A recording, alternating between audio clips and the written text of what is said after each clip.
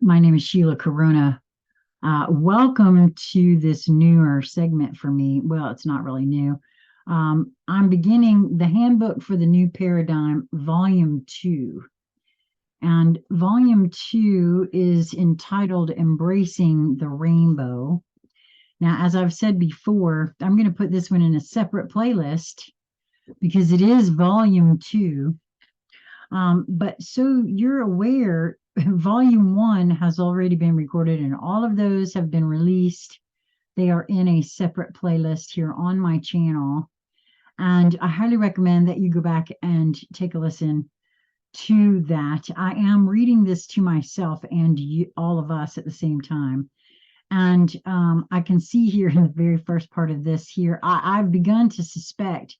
As I said, there was not a lot of information about where all of this information came from, and that was very purposefully done, and I understand why.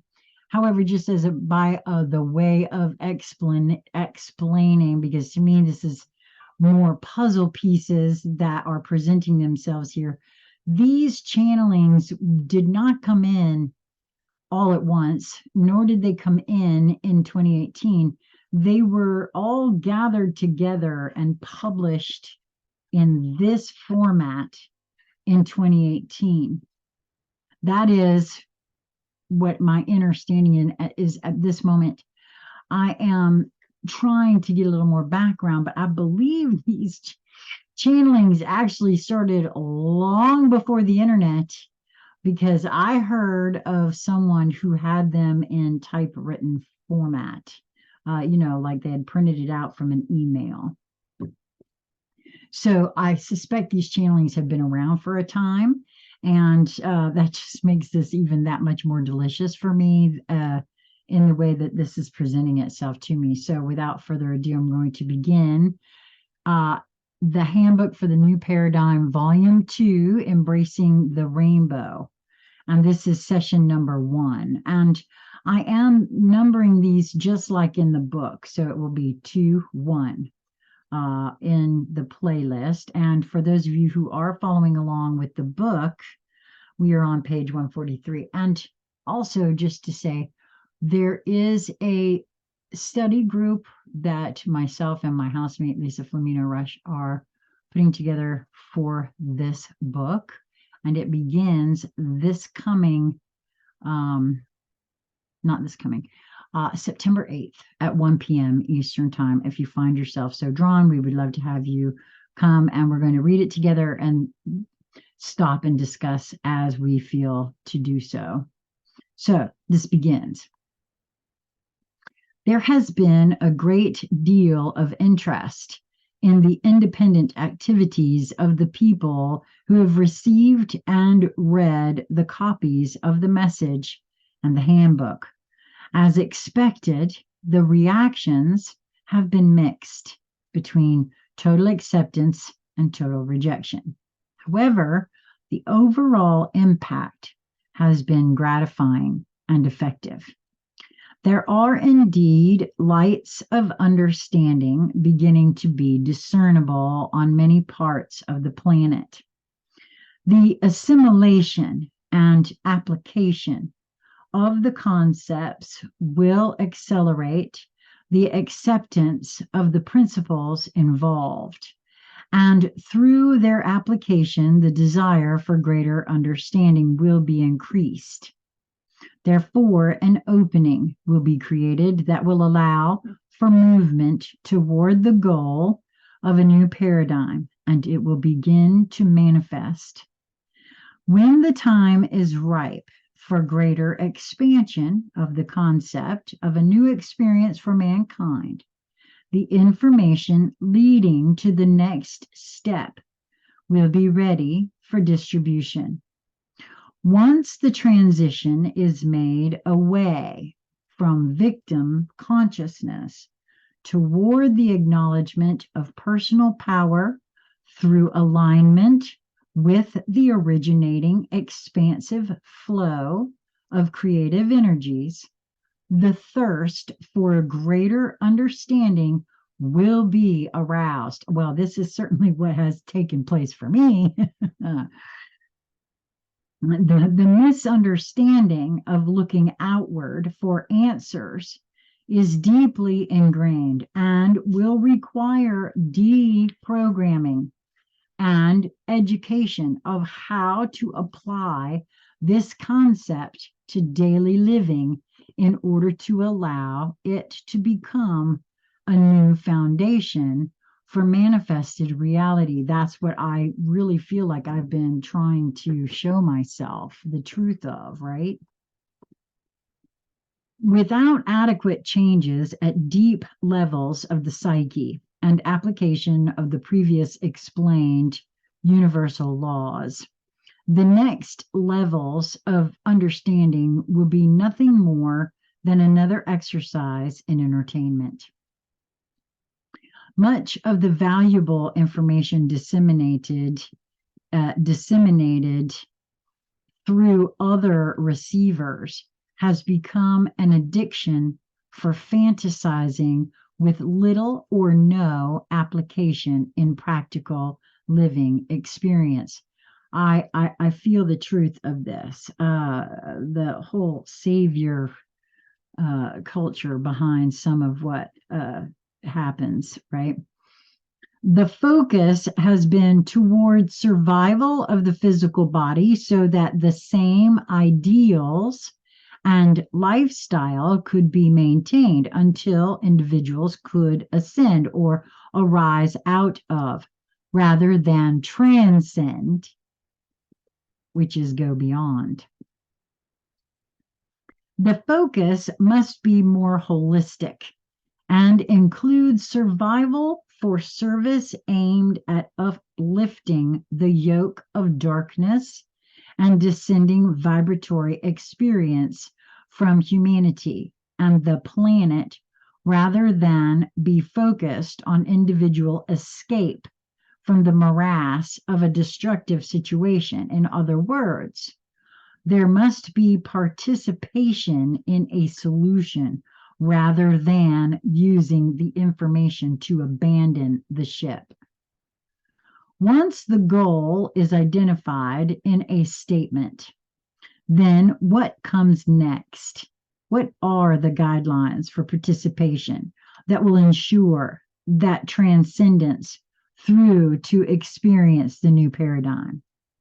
This will be the focus of the next level of information. Much material has been disseminated indicating that rescue and reform will be provided by extraterrestrial beings, and all humanity has to do is to meditate and wait around for magical processes to change everything for them. I've witnessed some of that. I think we all have. It would be wise not to count on it. There is a saying, God helps those that help themselves.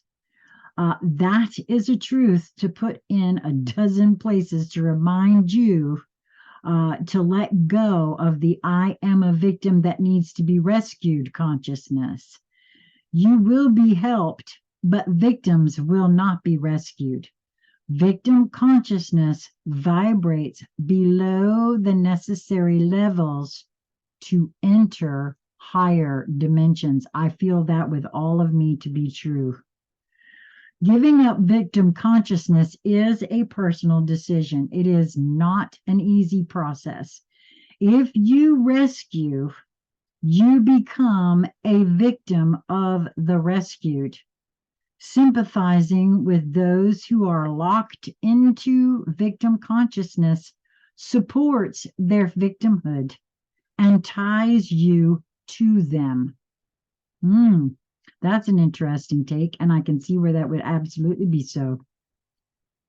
Discernment allows you to recognize the situation, and at that point, you must acknowledge that this is a situation that is of their own creation through their belief that others control their choices. Boy, isn't that a statement. This does not mean that you must ignore their plight, but does determine that you cannot but does determine that you cannot do for them what they are unwilling to do for themselves.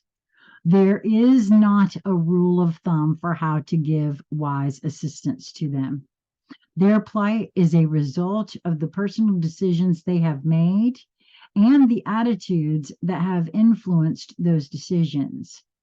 Remember, they are human beings becoming.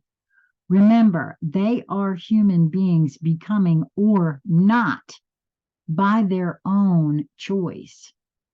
Teach them the prayer and remind them of it in the midst of their miseries, and tactfully suggest other viewpoints to them as you become aware of them with the application of the becoming prayer.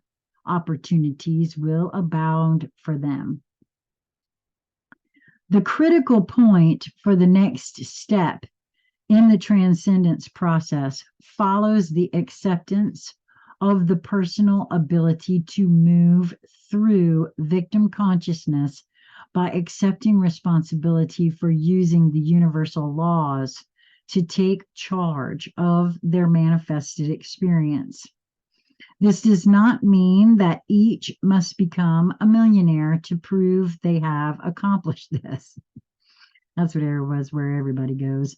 In truth, most will find that abundance is measured by the inner feelings of self-approval and confidence that precludes the necessity of impressive material demonstrations for ego aggrandizement. What you do with regard to self and others is more important than what you have.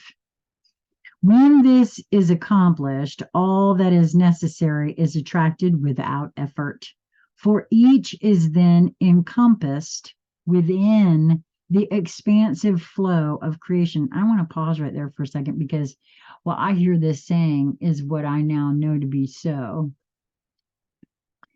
I am cared for in every moment. I always have been. Abundance really is having what one requires, needs, desires in the moment that it is desired, needed, required. I have seen where I've desired things that weren't in my best interest, and I'm very lucky that they didn't present themselves. So abundance is a matter of perspective and perception as well for me, I see now. Back to the book here. To become is the goal of all.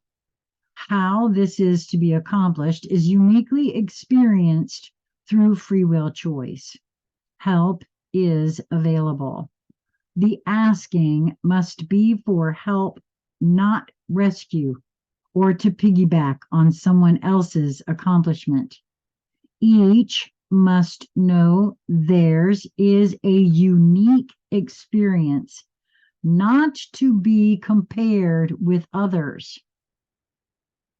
Each incarnation is for their own particular soul purpose, to be created through their choices and decisions.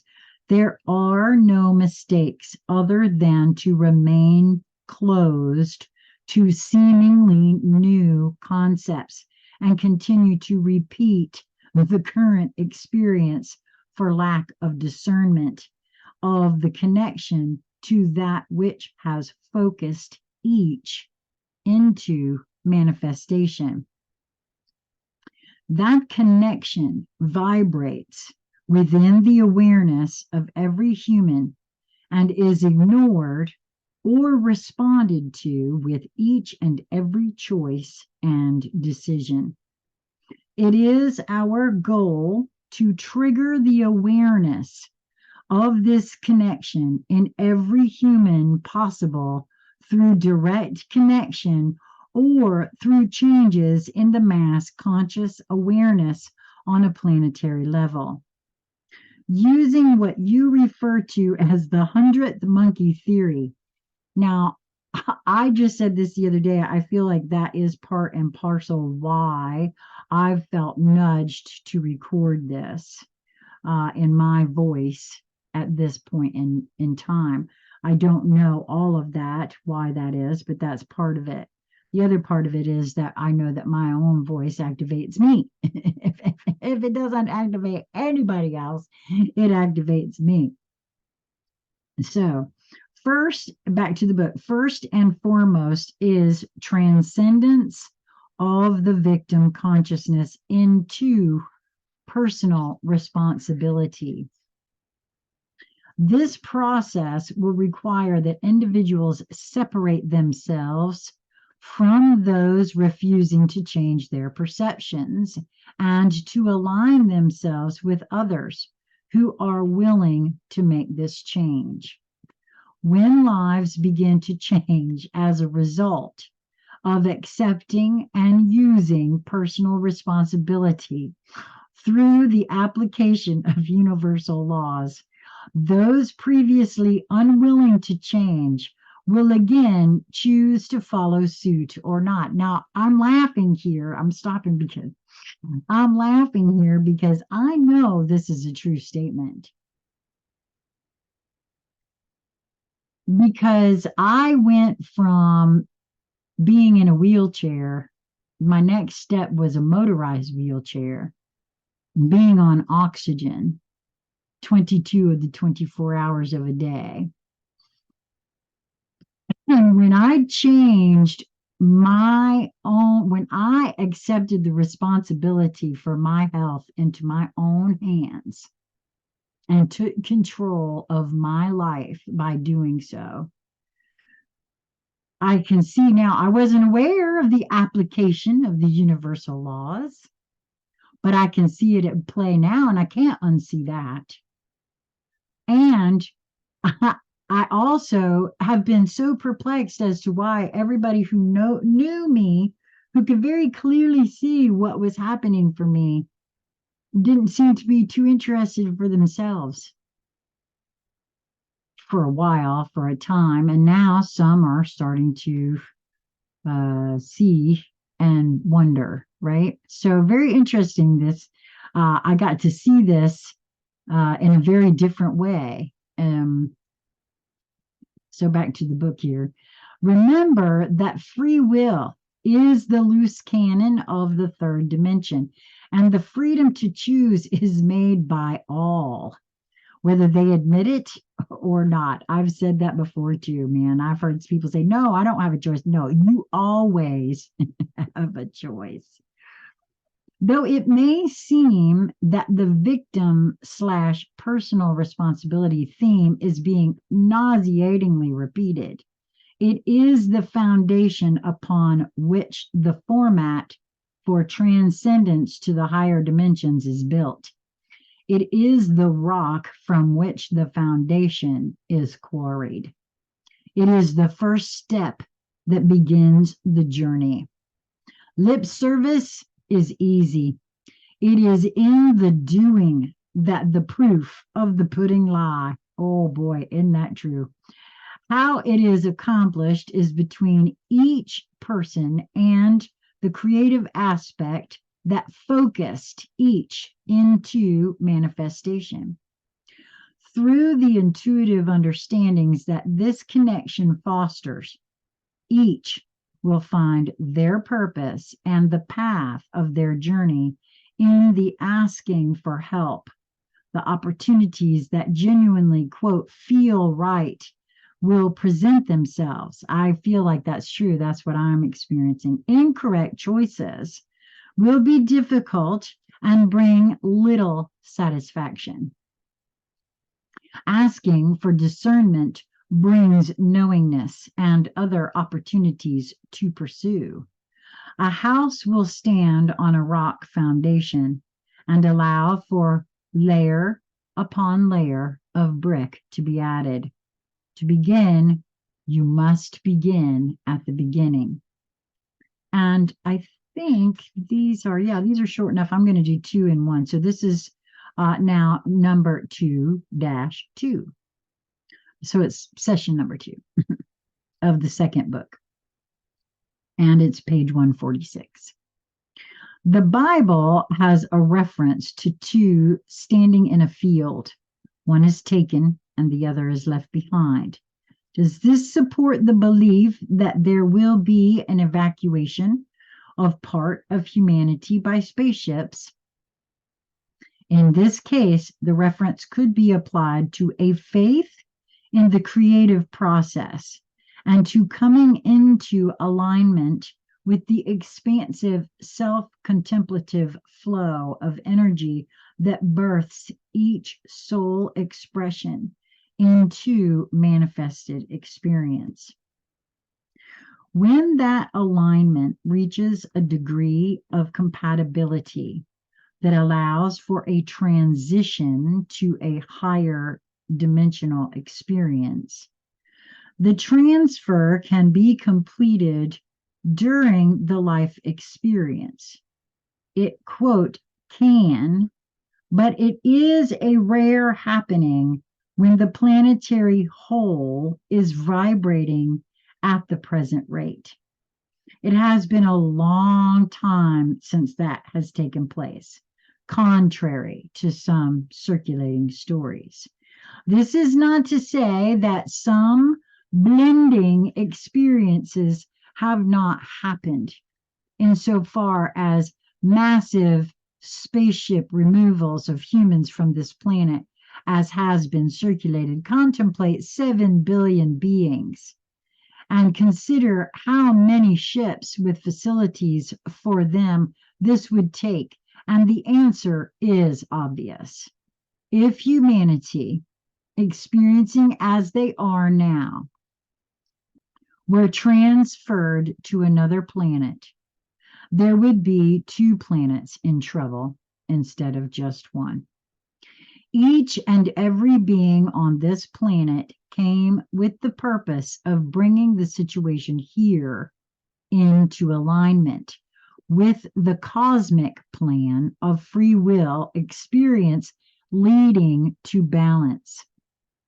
That constitutes a lot of intention. That intention is there to be tapped in order to bring this situation to completion.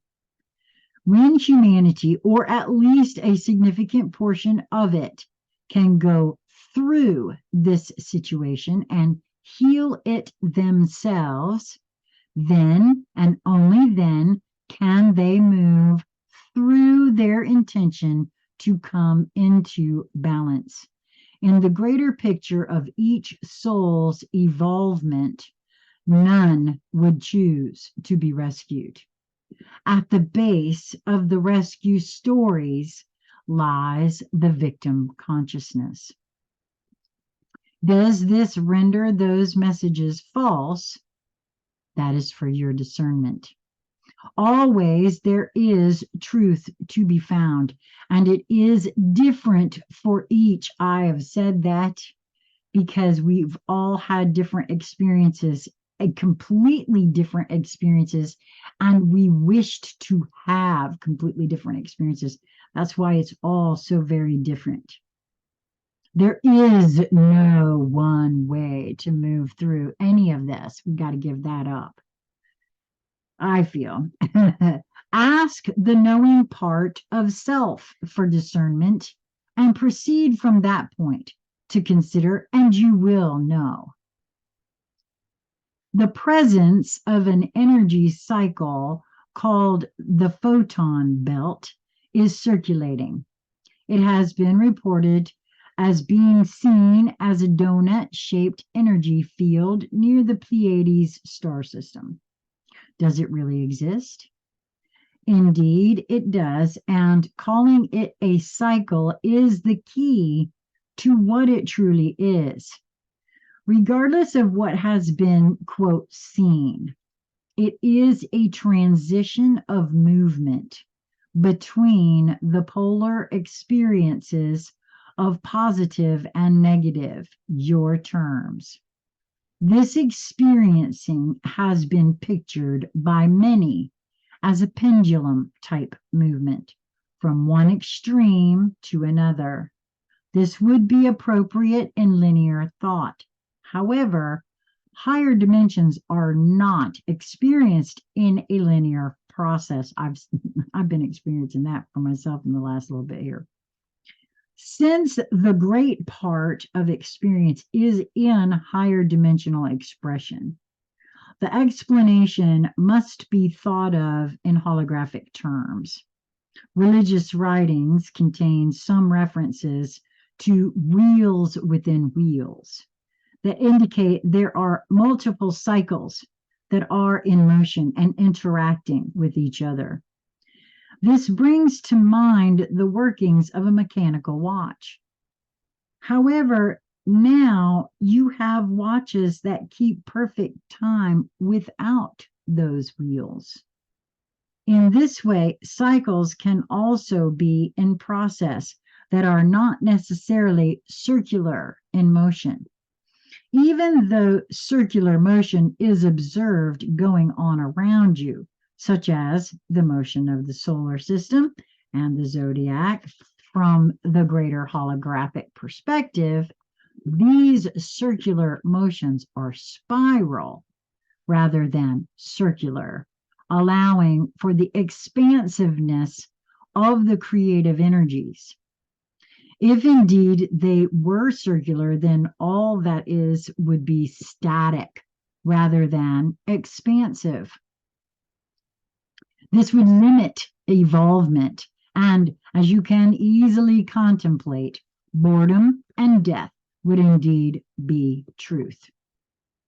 From this perspective, you can now understand the importance of expansiveness as being at the basis of creation and how evolvement is a natural constituent of experience. With this is a frame of reference. You can begin to grasp that the spiral is accomplished by interlacing the polarities with the circular motion to widen the circle and to either lift or lower the continuity. The shift of energies that are necessary to accomplish the transition between polarities is something like an electric charge.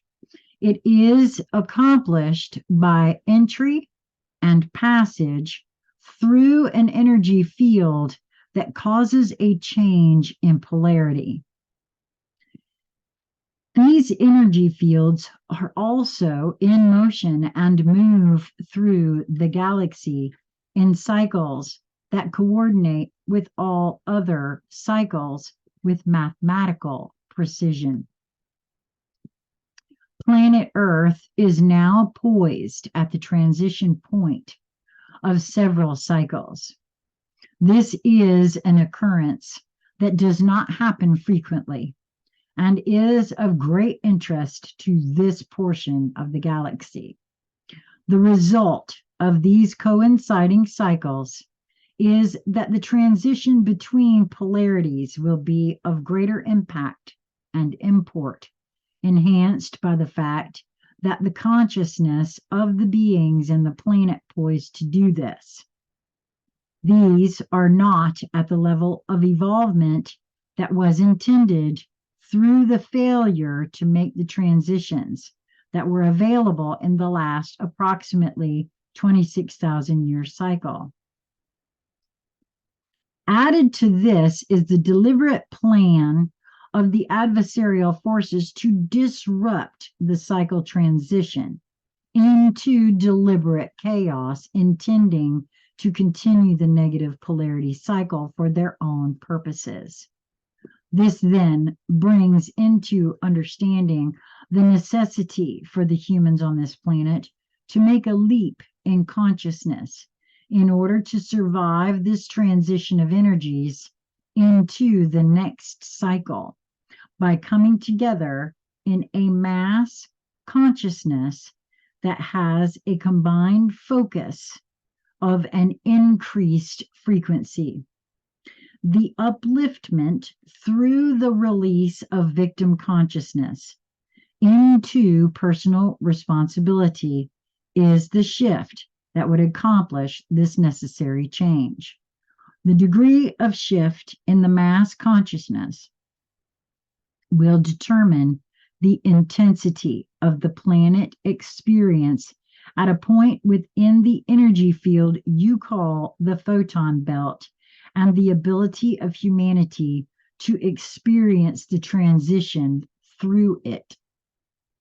It will also determine the ability of the adversarial plan to accomplish its purposes. Needless to say, their plan will never be allowed to be successful. But the question remains as to what part Earth's inhabitants will play, and where the soul awareness will find itself when the scenario plays out. It must be emphasized here that the ground crew is included in this drama. Volunteering to help also carries with it the responsibility of becoming part of the destiny of the planetary consciousness. There will be no rescue. Each will rise or fall within that destiny. This then fuels the necessary commitment and focus of energy in helping humanity to accomplish this last-ditch effort to come into vibratory alignment. Wow, that's the end of number two. I have to say how timely this is for me personally. Again, not sure exactly when this was written, but the synchronicities involved in my recording all of these is something I cannot unsee, because I feel every bit of what this is saying. I actually even this whole thing, I'm telling you, for me, I know that's what this is in this moment. The last ditch effort to align vibratorily. Wow. I hope you'll join me for the next one. It will be after this one. I'm not sure it will come out today. It might be tomorrow. We'll see. I have things I want to do today as well. And I have a workshop to attend. So I hope that you will move towards what brings you joy in each moment that presents itself to you. It is just a matter of your focus and attention, really. Even if you're presented with something you just can't find the joy, take a moment, pull yourself. I talked about this the other day. Pull yourself up, off, out of the river, out of the raging river, onto the rocks, and survey the field. Perhaps you've missed something. Perhaps there's another way that's more joyful to accomplish whatever it is that's presenting itself. At any rate, I hope that you enjoy these. Please feel free to share if you so choose. Till next time, be well, my friends.